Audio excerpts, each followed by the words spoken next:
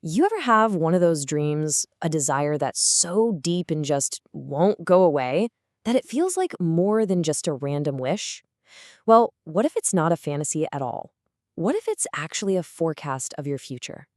Today, we're going to dive into the incredible philosophy of Orison Swett Marden, who believed our deepest aspirations are, get this, literal blueprints for our reality. And this quote right here, this is the foundation for everything we're about to unpack. What Marden is saying is that our potential isn't some fixed thing. It's something we can teach our own soul, something we can cultivate, and ultimately something we can achieve through the sheer power of aspiration. Okay, so here's our game plan for this explainer. First, we'll get to know the man himself, Orison Swett Marden. Then we'll jump right into his biggest idea, that your desire is a prophecy. After that, we'll break down his three-step process for making it real, talk about the inner battles you have to win, and wrap up with the absolutely crucial role of patience. All right, so first things first, let's get to know the mind behind all these powerful ideas. Just who was this philosopher of success? So, Orison Swett Marden was a total powerhouse in American inspirational writing. Born way back in the mid-1800s, he burst onto the scene with a book called Pushing to the Front, which became an instant bestseller. But he wasn't just an author, no way. He founded the legendary Success magazine and became a leading voice in what was known as the New Thought movement, basically changing the lives of millions with his ideas about success and living a good life. Now we're getting to the absolute heart of his philosophy. This is the big one. Marden believed that our deepest aspirations are so much more than just daydreams. They're like direct messages telling us what we're truly capable of. And here's where Marden just flips the whole idea of aspiration on its head. You'll see the Hindi word for it, akanksha, on the slide. See, for him, a real aspiration, that deep, nagging longing in your heart, isn't just a wish. It is a prophecy. It's a preview of what you are absolutely capable of becoming. It's like the universe is handing you the blueprint for your own potential. And this quote just nails it, doesn't it? Those deep, heartfelt longings, they aren't there to make you feel bad about what you don't have. According to Marden, they are there to show you your own capacity. The size of your aspiration is literally the measurement of your future potential. They're promises, just waiting for you to cash them in.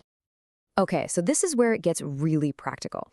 If our desires are actual prophecies, how in the world do we make them come true? Marden doesn't just leave us hanging with a cool idea. He lays out a clear, creative process. Think of it like a sculptor about to create a masterpiece.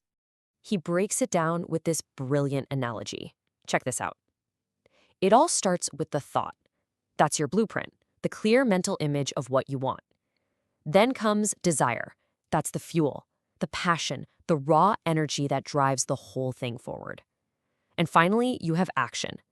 That's the construction, the actual work of building your dream into reality.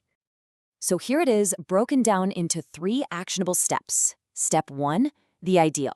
You have to create and hold a crystal clear, unwavering picture of your goal in your mind. Step 2, the desire. And this can't be some lukewarm wish. It has to be an intense, powerful, persistent longing. And step 3, the effort. You gotta put in the work. Intelligent, focused, consistent work to make that ideal a reality. And this right here perfectly illustrates the mindset you need. Think about it. A sculptor doesn't hope there's a statue inside a block of marble. They know it's there. They see it.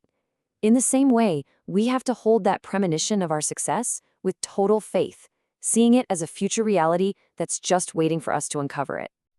But here's the thing. This whole creative process, it needs the right kind of mental environment to actually work. And way too often, the biggest roadblock is our own mind. Marden was crystal clear that we all have this huge inner battle to fight. Which leads to the big question, right? If this process is so simple, why aren't we all living our wildest dreams? What's really getting in the way? Well, the answer usually isn't what's happening outside of us. It's what's happening inside. Marden actually identified what he called enemy thoughts, or shatru vichar. These are like little mental poisons that just wreck our creative ability. You've got the obvious ones like anger and hate, but pay close attention to the others: despair or nirasha, doubt, avishwas, and especially those feelings of inferiority, hinakaka vichar. Each one of these is a saboteur. Doubt makes you question the blueprint. Despair drains all your fuel. And feeling inferior convinces you that you're not even worthy of building something great in the first place. So what's the solution? It's a choice. We have to become the guardians of our own minds. Martin says we have to consciously, actively kick out these enemy thoughts and replace them with friend thoughts. It's about choosing hope and faith over despair and doubt, choosing enthusiasm and action over laziness, choosing courage and optimism over fear. This isn't just wishful thinking. It's a daily mental workout. All right, we're at the final, and let's be honest, probably the toughest piece of the whole puzzle. You've got the vision, you've got the desire, you've got the right mindset. But success, well, it doesn't just show up overnight. It follows its own natural law. This beautiful old couplet just says it all, doesn't it? You cannot force a result before it's time. A gardener does the work, waters the plants every single day, but then trusts the process. They know the fruit will only show up when it's ready. We have to do the same. Do the work, be persistent, and let the results unfold naturally, without all the anxiety and impatience. And that really brings us to the core takeaway from all of Martin's work.